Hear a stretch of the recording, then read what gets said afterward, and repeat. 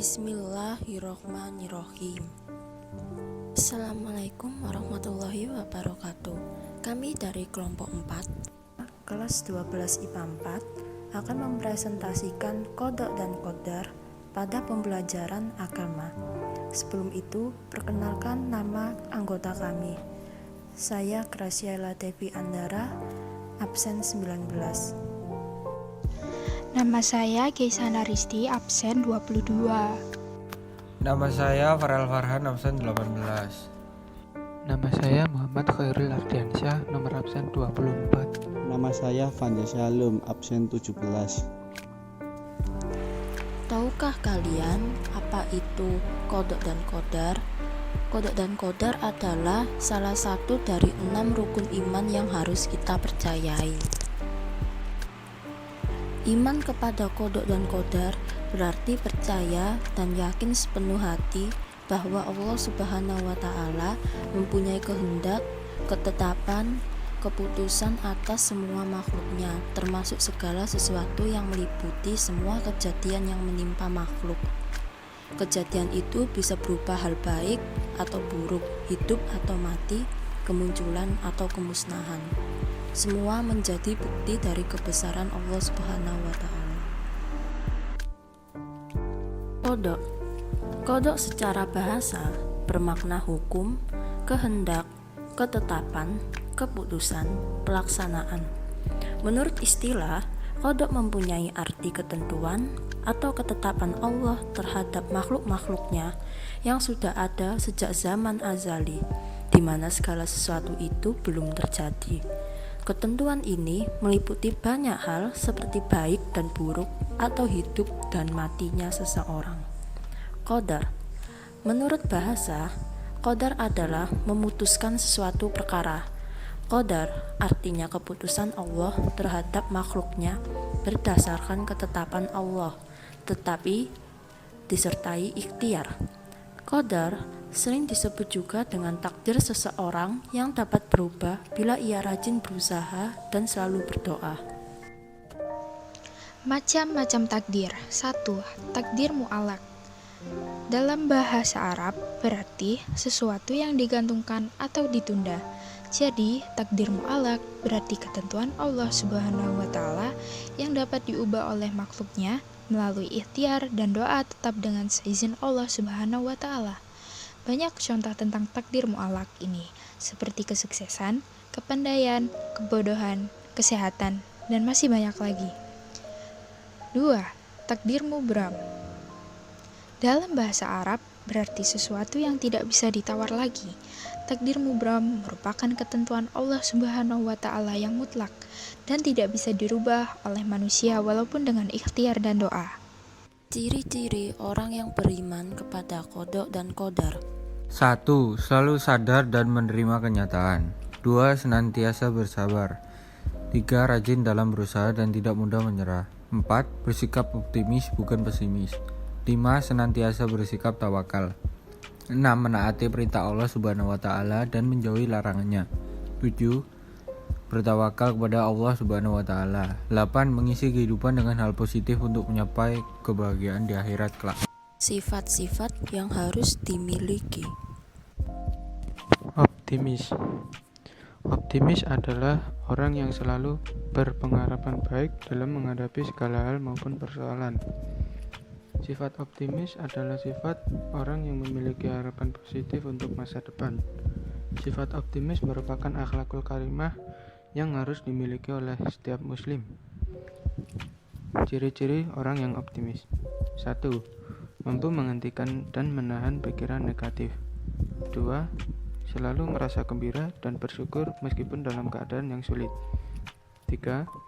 Selalu yakin bahwa kesempatan selalu terbuka lebar. 4. Sering memberikan motivasi kepada orang lain untuk berbuat sesuatu yang baik. Cara menumbuhkan dan membangun rasa optimis. 1. Senantiasa berhusnudzon terhadap masa depan. 2. Memperbaiki kualitas diri terus-menerus, baik terhadap Allah Subhanahu wa Ta'ala dan terhadap orang lain. 3. Berbanyak lingkungan serta kawan yang menunjang harapan kita. Ikhtiar. Ikhtiar merupakan usaha seorang hamba dalam memperoleh sesuatu yang ingin dicapainya dengan maksud untuk mengubah nasib yang buruk. Umumnya, seseorang yang sedang berikhtiar memiliki target dalam pekerjaan yang dilakukan demi meraih keberhasilan dan juga kesuksesan.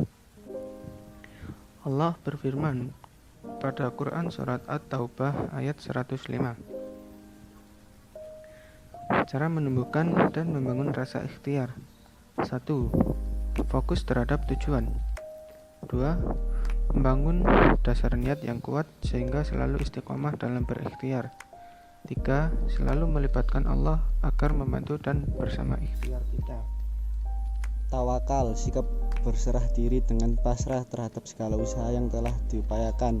Islam melarang setiap pemeluknya untuk menganut sistem fatalisme, yaitu paham yang mengharuskan berserah diri tanpa berikhtiar. Tawakal diartikan dengan sikap pasrah dan menyerahkan segala urusannya kepada Allah Subhanahu wa Ta'ala. Dalam bahasa Arab, tawakal berarti mewakilkan.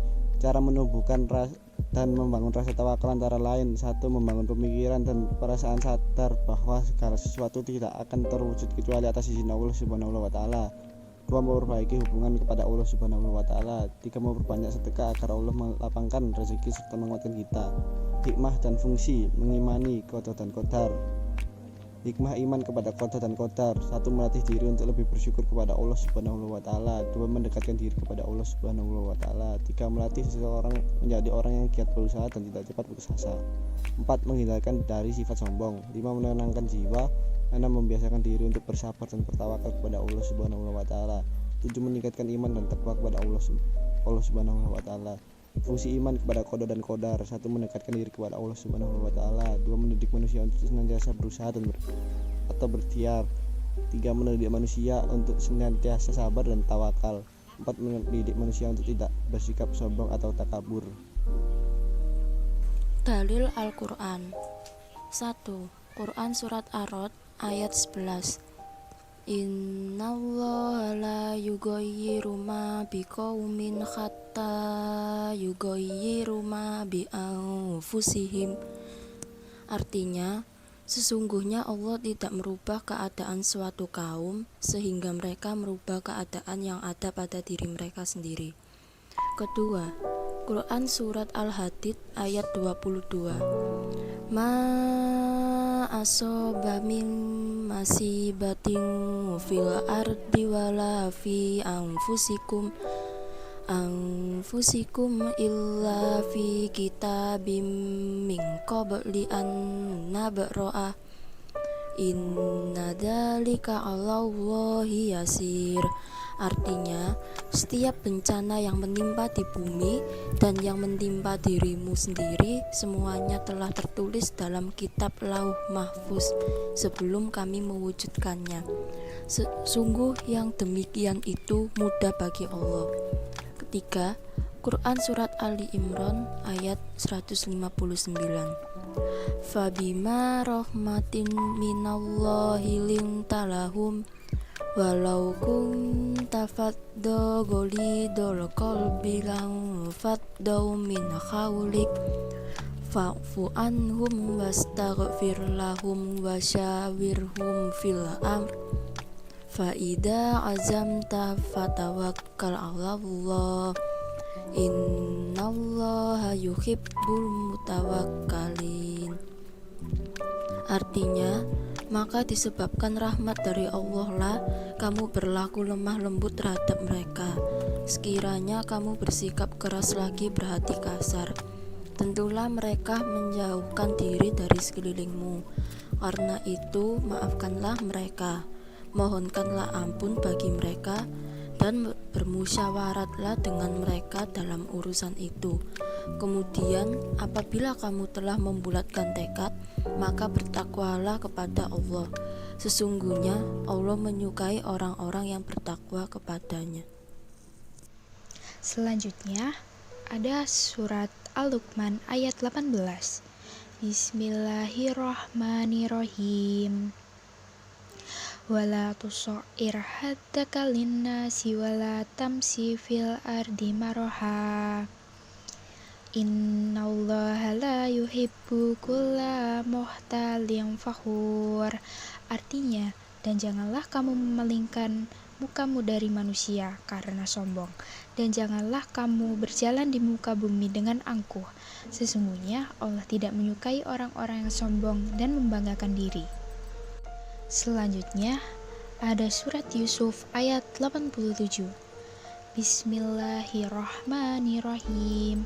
Wala tai'asu mir rauhillah innahu la yai'asu mir rauhillahi illal qaumul kafirun. Artinya, dan jangan kamu berputus asa dari rahmat Allah. Sesungguhnya tiada berputus asa dari rahmat Allah melainkan kaum yang kafir. Selanjutnya ada Quran surat Al-A'la ayat 3. Bismillahirrahmanirrahim. Walladzi qaddara fahada. Artinya, dan yang menentukan kadar masing-masing dan memberi petunjuk.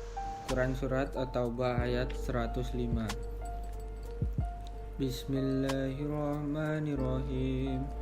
Wa qul i'malu fasayarallahu amalakum wa rasuluhu wal mu'minun wa saturudduna ila alimil ghaibi wasyahadati fayunabbi'ukum bima kuntum ta'malun.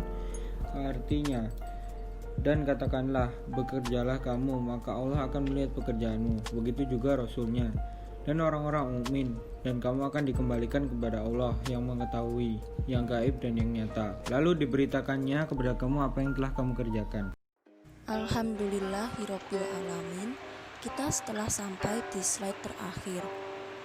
Dari slide terakhir kita dapat menyimpulkan materi di atas bahwa dengan kata lain, perbedaan qada dan qadar terletak pada ketetapan Allah pada zaman azali. Dengan qada adalah ketetapan kelak kita akan menjadi apa, sedangkan qadar adalah realisasi Allah atas qada terhadap diri kita sesuai kehendaknya. Dalam hakikatnya, tidak ada sebuah peristiwa yang menimpa kita merupakan sebuah kebetulan, karena semua sudah menjadi qada dan qadarnya. Sekian dari kelompok saya. Bila ada salah kata maupun kekurangan dalam video ini, mohon maaf. Terima kasih. Wassalamualaikum warahmatullahi wabarakatuh.